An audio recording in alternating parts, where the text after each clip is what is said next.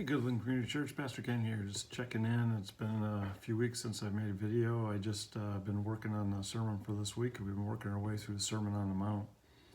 And this week is really challenging, and we really want to just kind of do a couple touch points here as Jesus challenges us through the Sermon on the Mount in chapter 5, 6, and 7. We talked about the Beatitudes, where they're kind of really a blueprint for what a believer's life should look like. We can look at that list of the Beatitudes, and we should be peacemakers, and it's just really neat to see how that works together. And those traits, as they come out, we become the salt and light to our community. And so we've been going through the last 3 weeks what we call character in action. And Jesus takes these concepts and even delves deeper into our character, because really, for Christ, it's all about our character. There's the rigid law, which is good. It's God's law and God's standard. He's not abolishing that, or he's not pushing that aside, saying it's not important. But what Christ is really trying to bear down to is the root, really the intent of the law. What is the intent of the law? How do we live that out in our lives? In our passage this week, we're going to be talking about truth and forgiveness. And there's a part of the passage I want to read to you.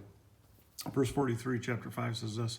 Jesus says, "You've heard it was said, you shall love your neighbor and hate your enemy."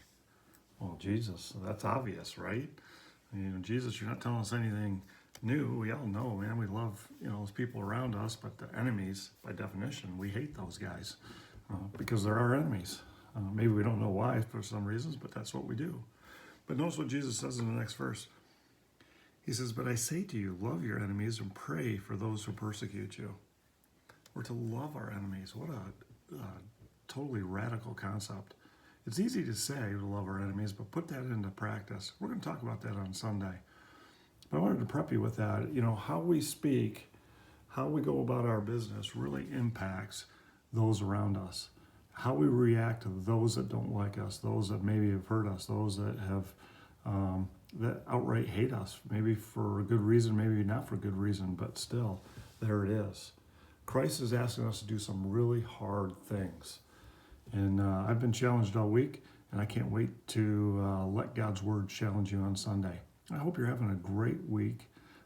May God bless you. Enjoy those wonderful colors that God has painted all over our territory here, and have a great week.